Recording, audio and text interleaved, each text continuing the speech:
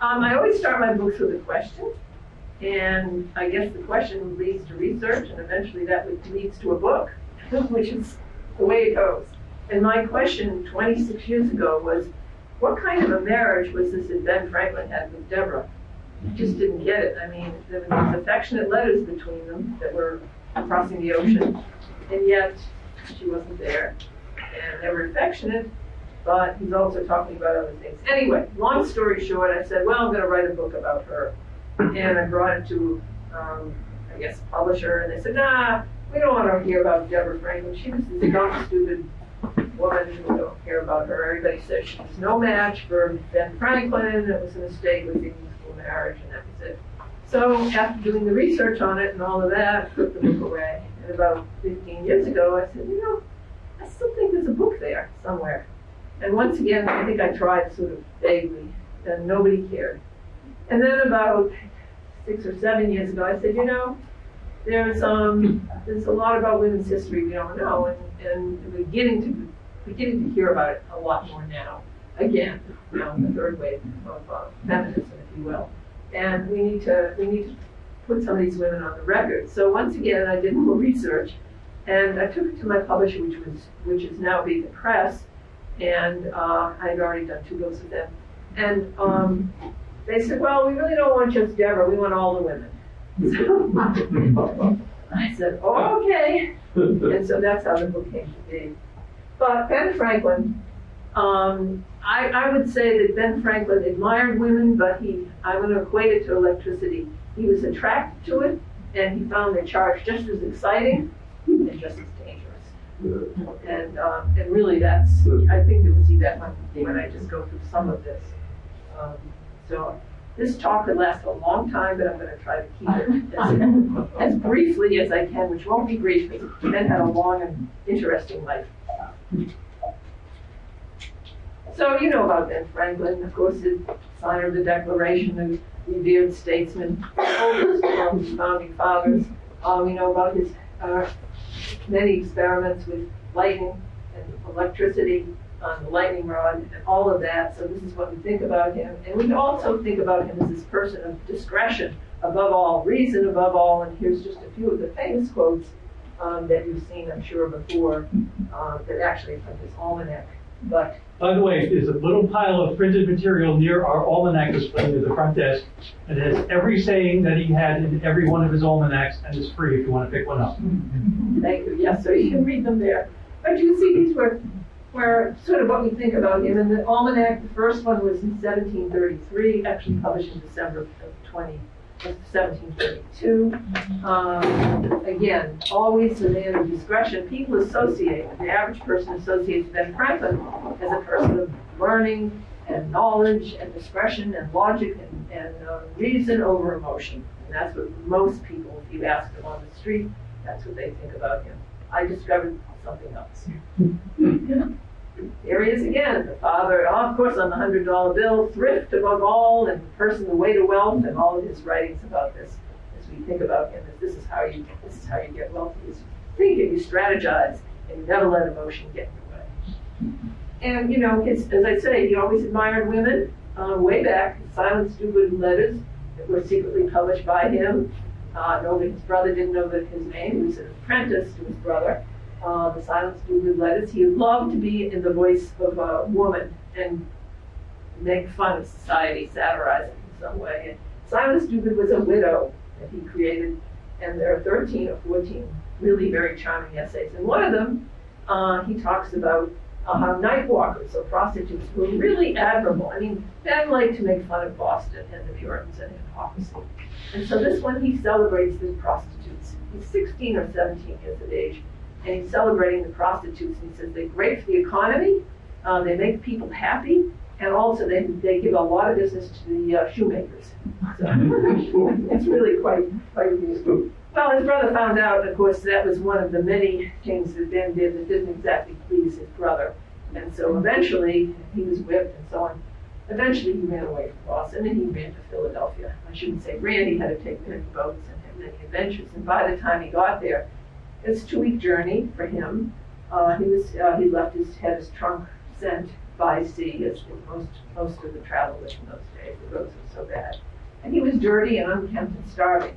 And the first person, one of the very first people he actually met briefly, or so he says in his autobiography, which is a whole other story, because that biography may be more public than privately written. But he says that when Deborah, his wife, this of course was her much later in life, the only picture we have of her, when she saw him, she laughed. She giggled because he was walking down the street, he was starving. And he had 2 long rolls under one arm, and he was devouring the third one, and she giggled. But she was the daughter of a carpenter, John Read, and several months later he came back to John Read's house and asked if he could rent a room there. And he looked completely different. He was shaven, he had his clothes, his trunk had arrived, he had a job with a banking printer, Keimer was his name. And he asked for a room, and he came, and John Read agreed. And then he said that he made courtship to Miss Read. Now, we don't know a lot about Miss Read, Deborah Read, because he doesn't tell us a lot in the autobiography, and we don't have a lot of letters of her in the early years, just a few scattered. But we do know that her mother, Sarah, had a very prominent, prosperous, I would say, appointment in sewing business. And probably Sarah, the mother, probably had Deborah helping her with some of the sales of the records, and so she became sort of an astute bookkeeper. And Franklin says that he both respected and admired Miss Read. As you can see, he made some courtship. I didn't go through the whole quote at that time. So anyway, they became engaged. In the meanwhile, he was supposed to go to England because the deputy governor of Pennsylvania had promised he'd send him to England, give him letters of credit, pay for his travel, and he'd buy printing equipment and come back and actually do this governor's due, take care of things he wanted. So Ben was sort of engaged to Deborah at this point, and right in the middle of this is probably in September of 1724, John Read died rather suddenly. And of course, Deborah was stunned, as they all were, and Mrs. Read said to Ben, "It's not a good idea for you to marry right now. You're too young. You're just both barely 18, and you better wait till you come back and you set up in business." So you can imagine what Deborah must have thought. But anyway, off Ben went, and they exchanged promises at that time. It's written in his autobiography. And yet he was there for a long time, which is a long story. He made passes at his best friend's girlfriend. He and his friend broke up. He ended up with 2 very good printing jobs. He visited many coffee houses of the intellectual ferment in England at that time, with many scientists and intellectuals and writers. He was fascinated. And meanwhile, Deborah is falling apart. And her mother has been saying to her and her friends, "You've got to accept other suitors," because Ben only wrote 1 letter in 18 months. And that 1 letter was basically a Dear John or a Dear Deborah letter, in which he said, "I don't know when I'm really going to come back." So she couldn't sit around. So she did get married. She married a man named John Rogers, and he was an English emigre. Marriage lasted a couple of months till she found out he was married to somebody else. So Deborah became a dejected. She was very social before that, and outgoing and cheerful and upbeat and independent. Became very dejected and depressed. And by the time Ben came back, he saw that. And he doesn't exactly run back to her. She's in kind of a strange situation because her former husband had taken her dowry.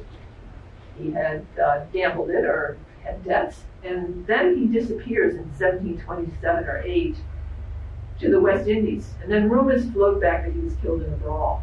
But she's neither single nor married. She can't get a divorce. There's no proof that he died. And also he had debts. So she's kind of in a sort of a strange situation where all of her friends are getting married, having children, and she can't do anything. So it's pretty sad for her. But anyway, Ben does not court her back. Instead, he sets up eventually, at least Keimer after he's there for a while, he sets up a printing business with somebody else. And they eventually buy Keimer out. They buy the little, at that time, founders, Pennsylvania Gazette, and then turn it around. Gets rid of the partner because the partner's now alcoholic and pays him off. And meanwhile, he courts other women. And all the fathers look at him, and they don't want him because they say printers are poor providers. So little did they know. So that's, now Ben does mention later in his, when he mentions it in the section when he's back in the States, but most historians think it was earlier. He says he does admit that he keeps company with low women to satisfy his natural urges. And we think that probably started in London, probably, more than likely.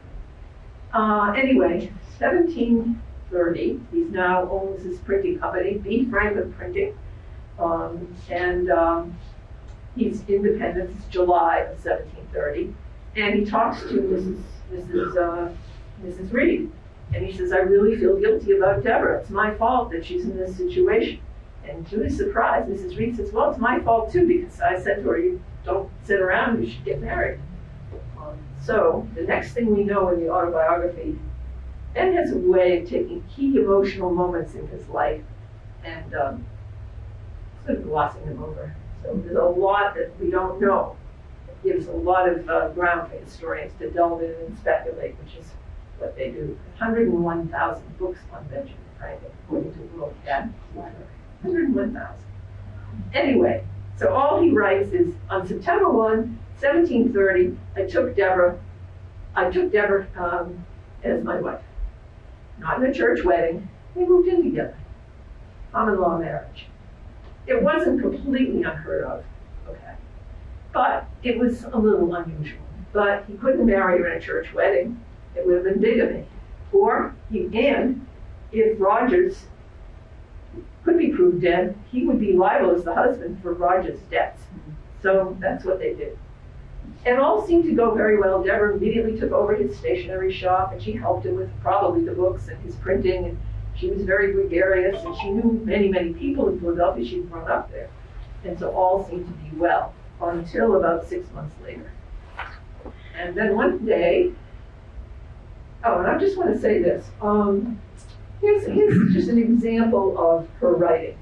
Now, colonial women, middle class, were taught to read and write and to compute enough to do household finances, I guess, but not penmanship, and not, by the way, spelling. So I think that's one of the reasons why for 2 centuries historians have sort of tossed her off as being just incredibly stupid, because if you look at this, it's a little hard to read. These are the best of them, by the way, but they're phonetic. Most of her spelling is phonetic. But she was a shrewd businesswoman. I just put these 2 on here. And there are, by the way, accounts of her writing and her ledger keeping and so on at the American Philosophical Society, which has had the original, many of the original Franklin letters. But here she is down here. I inquired about Mr. Tom Miller's houses. Amos Strill bought them, 1/3 more than they're worth. Indeed, I wouldn't give about half of what he has for them. So this is written, later in life, but you can see she's already a pretty sharp lady. Well, one day, 6 months into the marriage, Ben arrives home with a bundle wrapped in a blanket. Inside is a little boy, and Deborah is shocked, and Ben expects her to raise him. Who's the mother? Well, we don't know who the mother is. The historians had a great time with this. There are many books written on William Franklin, which I'll just go to, which is who he is. He becomes later the governor of New Jersey, the Tory governor. Go back. Not sure who that mother was. Lots of people said, it was one of those low women, the prostitutes. But people like J. Leo LeMay, one of the famous historians of Ben Franklin, claims probably wasn't a prostitute, because he claims this child as his son had been a prostitute. He didn't have to do that. And that where was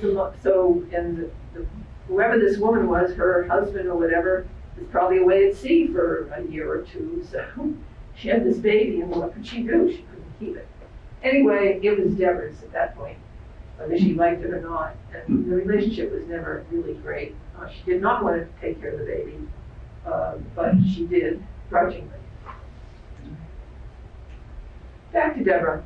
Deborah worked very hard by Ben. I'm not going to go through the many, many things. I'll just give you a quick grocery list of some of the things he did. He basically established a publishing empire. He had other gazettes and other places he owned paper mills eventually. Deborah in the beginning used to collect paper, rags to make paper, and bring them home. He even brought in wheelbarrows of paper. There's kind of accounts of that, of rags that he would, get paper from where he was making it. So they worked as a great team. He does admit she was a great helpmate. Doesn't say much about her in this long autobiography, but he does say she's a great, affectionate helpmate, thrifty. He even tells a French friend that this was somebody that he was lucky to have her. She was thrifty and she was dependable, and it hadn't been for her, she really was a fortune to him. He wasn't so thrifty, by the way. She was the one who used to be really penny pinching in those days. So all seemed to go pretty well. Now you've heard a lot of rumors and a lot of stories, and if you look on the web, there's some crazy stories about how he had 12 illegitimate children and this, that, and the other. We know he was supposed to be a womanizer, but we really don't know what that really was about. He liked women. He admits that. But just how far that goes is something that has continued to mystify and titillate the historians. Many theories and books. But around 17, by the way, I just mentioned briefly, he had a little son, Francis, who died of smallpox, even though Ben was promoting in the Pennsylvania Gazette, get your vaccinations. Well, they didn't call them vaccinations, inoculations then. People didn't do it. He kept putting this in the Pennsylvania Gazette. When it was 1736, another smallpox epidemic, he wanted to inoculate his little son. He couldn't. His son had dysentery. His son died. He was just 4 years of age. And he's sorrowful. Now, Deborah does not have any more children for 7 years. The historians, again, speculate, well, they didn't like each other anymore. Ben was angry at her. Maybe she was the one who didn't want the inoculation. I don't know.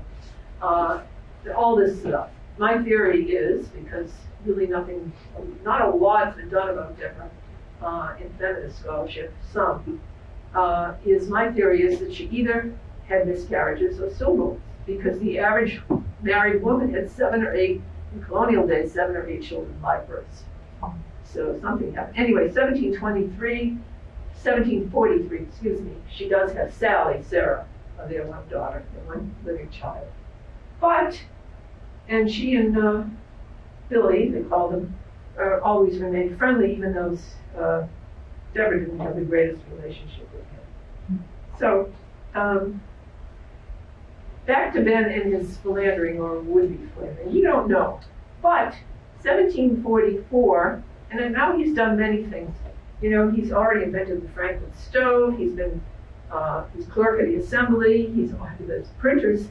He has the printing contracts from the colony of Pennsylvania. He started what would become the American Philosophical Society. He's trying to do many civic reforms: sidewalks, street illumination, fire company, lending library. It's really quite extraordinary what he's doing. And in between, he's taking notes on natural science and history, wondering about all kinds of natural phenomena. Genius man, absolutely genius. So, around 1745, he wrote this letter. Advice on a friend to choosing a mistress. Now, it wasn't called that, because when it was filed by the scholars, finally, it was called Old Mistresses Apologue, so it looks very proper. But then when you read it, and I don't have it all listed here, but the message was that you should prefer an old woman to a young one. This is to a young man choosing a mistress. It didn't mean an old woman. Old in colonial America was 35 for a woman, 40. So we're probably talking about somebody 35 or 40. Lifespan for a woman, average woman, 42 years of age at that time. So I'm not going to give you the 8 reasons that he lists for it, why it's better for an older woman, but I'll just give you the modern, rather snarky interpretation. Older women are better as mistresses because they don't yell, they don't swell, and they're grateful as hell.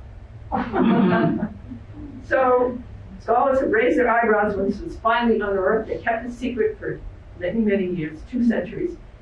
In the 20th century, early 20th century, somebody finally published it so that everybody could know about it. And the theories abound. Was this just baudy writing of the time, sort of the pornography of the day? Or was he really serious? And how did he know about these older women? Was he having an affair with older women while he was married to Deborah? Had he had affairs before? You know, was it not just low women? Had he, you know, did he do this? We don't know. But anyway, there are other amusing essays that he writes that definitely are entertaining and make everyone wonder. So Ben becomes even more prominent. He's elected to the assembly. He organizes many, well, actually a mutiny. He organizes militia because the Penns, who are the proprietors or owners of the colony of Pennsylvania, aren't paying their taxes.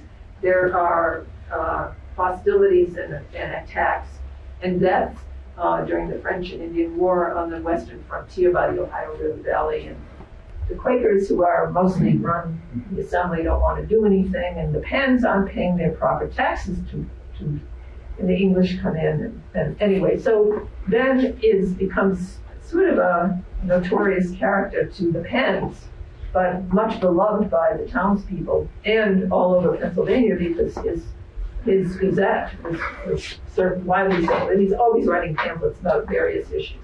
So he's very well known. 1755, and then he is appointed not only the postmaster in Philadelphia, which Deborah helps him with, he becomes the colonial postmaster of all the colonies. And like everything else, Ben fixes them. So in this case, he puts in a dead letter office. He initiates express mail. He has riders stationed at various places, so it could be overnight mail, sort of the colonial version of FedEx, if you will. It's really, and many, many other things. It used to be if you received a letter, you had to pay for it. Whoever sent it, you had to pay for it. So we changed that, and you can imagine how complicated that was. And also, all the colonies had different money systems. So Deborah seemed to be pretty good at figuring some of this out. They said she could figure out money from the Barbados and other places. It seemed to help a lot with it. But in any case, 1754, he's on a postal tour. He did many postal tours, some in the South, this one was in New England. And he was staying with his brother John in Boston. And he met this charming young woman. She was related through marriage, several cousin situations. She was single. She was 23. We don't have a picture of her. This is the best I could do. But we do know that they became infatuated with each other. And marvelous, wonderful letters. There's quite a few that have been preserved. Many of them they burned, which they admit. And she begs him to burn some of them. She has to go back to Rhode Island. She has to go back to Block Island. Her father is ill. And Ben says, oh, I'll take her back. I'll escort her back to at least the shore. And she'll then take a ship, a boat of some sort, skiff, I guess. And so 2 days in a carriage. Where they stayed overnight, I don't know. There was a driver, Post, they call him Mr. Post, and there was a relative, a female relative, but she didn't stay the whole journey. And there's some wonderful letters about their flirtation on that journey. And, you know, before that, he complimented her on her making the sugar plums she made for him because they were so sweet. They were made by her hands and so on. And he's absolutely wild about her. And it's just a snatch from one of the letters. But he doesn't get a letter from her at some point. He's very upset. Now, what happened on that journey, we don't really know everything. We know they had to stay over at an inn, but who knows about that. And they also probably had to stay with relatives along the way, which was customary. But here's one where he didn't get her letter. And he writes to her, he promised to send me kisses in the wind. But then he writes a little later, because evidently he wanted to teach her multiplication. And she would not learn. Well, we aren't talking about mathematics here. So he writes, your favors come with the snowy fleeces, which are as pure as your virgin innocence, white as your lovely bosom, and as cold. We know that he's upset that relationship devolves into a friendship eventually, and they continue to write to each other really throughout their lives as good friends. Catherine does marry William Green, and William Green, and he becomes later the governor of Rhode Island. Now, as I say, things were heating up with the Penns, and the Assembly decides to send Ben to England. And Ben, of course, assumes Deborah will go with him. And Deborah refuses. And he's stunned. again, the historians, I'm going to bring them in again, speculate, why didn't she go with him? Well, maybe she was frightened because she had been, as a child, she'd come over when she was maybe 5 or 6, maybe 4, on a terrible journey in 1711. Those journeys were, if you've read about any of them, they're perilous. They're dangerous, many shipwrecks, disease, squalor, horrible food, frightening things on storms, and lots of pirates, lots of bad things. Was she just afraid because she remembered this and she was traumatized by this journey? Or were there other reasons? We don't know. But Ben was very upset about it. And Deborah, so she stayed back in Philadelphia. And he eventually conceded that was probably a good thing because she could take care of his affairs. I mean, they were, by then, he had retired as a publisher, but he had a sprawling, empire of events and things he owned. So he stayed in a townhouse on Craven Street with a lovely woman named Margaret Stevenson. She was a widow. And Margaret was around his age. We don't have her picture. That townhouse is still there. I've been by it. I couldn't get in. It's now a museum, by the way.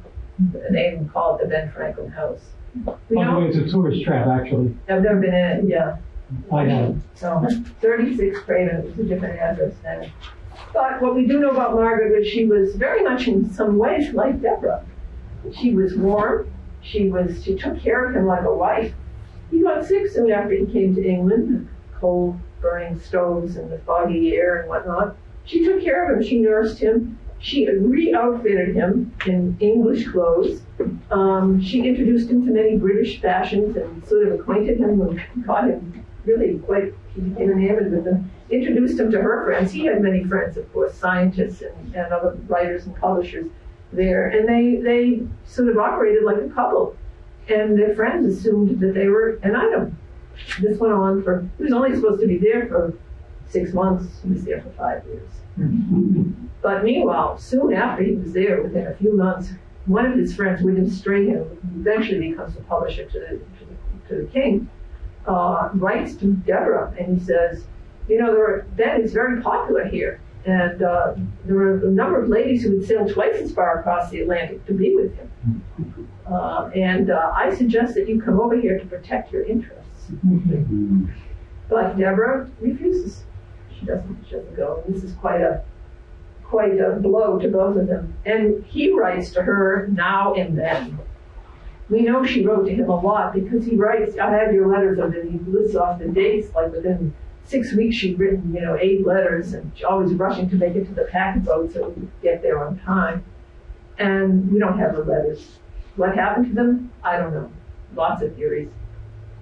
Maybe they were lost. Maybe he didn't keep them. Maybe his grandson, who was supposed to take care of his estate, was not very reliable. Maybe he didn't think they were worthwhile. In any case, we don't have her voice there.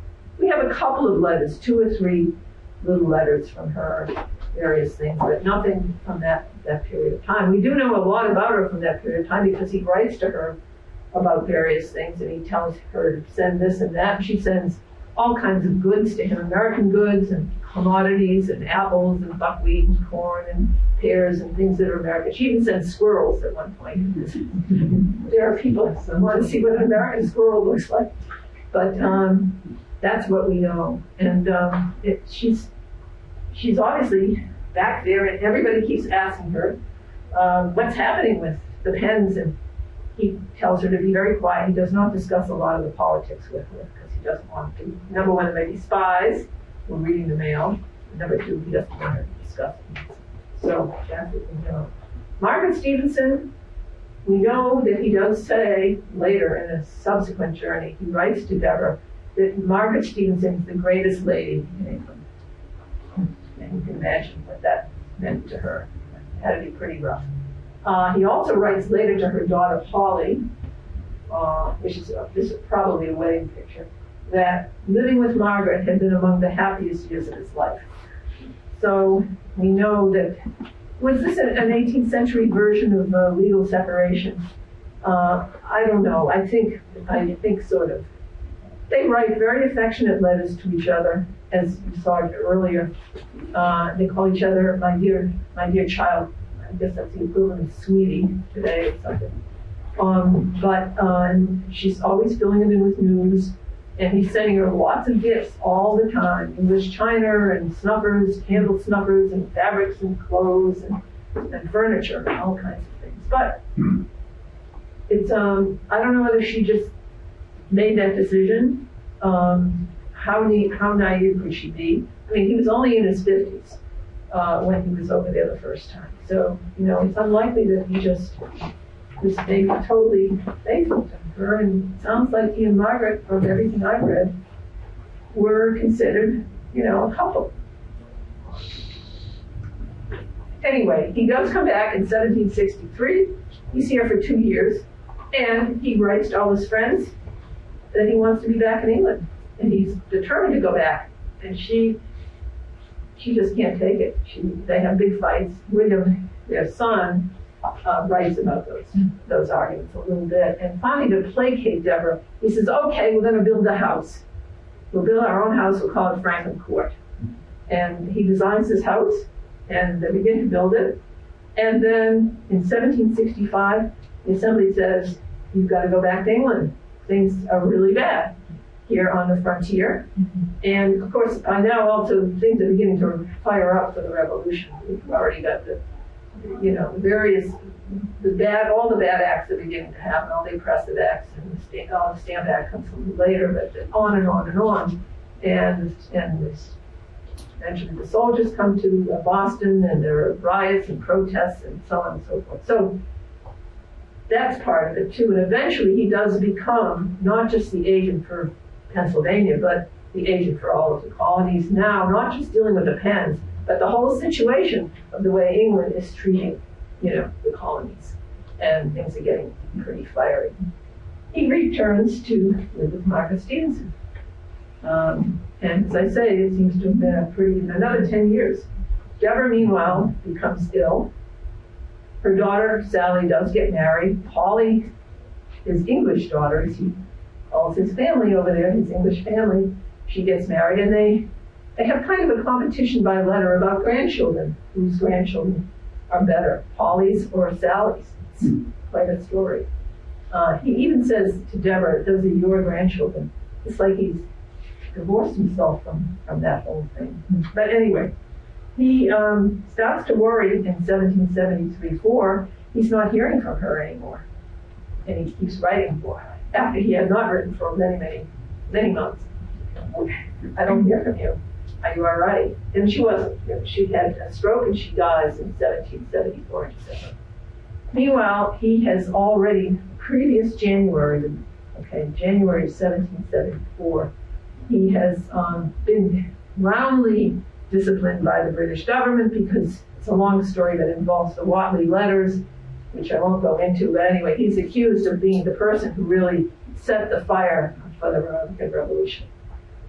And he is shamed in front of the Privy Council, in front of all the parliamentarians and everything. And it's at that point that he gives up on England and he embraces America. But Deborah he does not return. He does not return to England, to Philadelphia, even though everyone's telling him Deborah's very ill. As I say, she dies in December of 1774. He returns in April, just after the bloodshed with Lexington and Concord. So he's only here for 2 years, and then the new United States decides they want to send him to France because they need money to defend the army against England. And so he does go to France. He's now, of course, a widower. I should mention one more thing, though. While he is in London, a young artist named Charles Wilson Peale, who'd come to study art, is living also in the lodging at the Stevenson townhouse.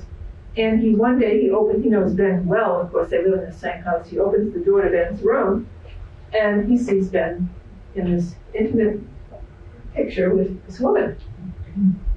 And this one's even more explicit. And again, these were kept secret for a long time. Charles Wilson Peale, by the way, later on does a very nice portrait, much later in life, of Ben Franklin. It's a wonderful portrait, I think, very realistic. But anyway, Evidently, Peale rushed back to his room and sketched as young art students do right at the center. We don't know who it is. 1768, I think it is, or 69. We don't know who she was.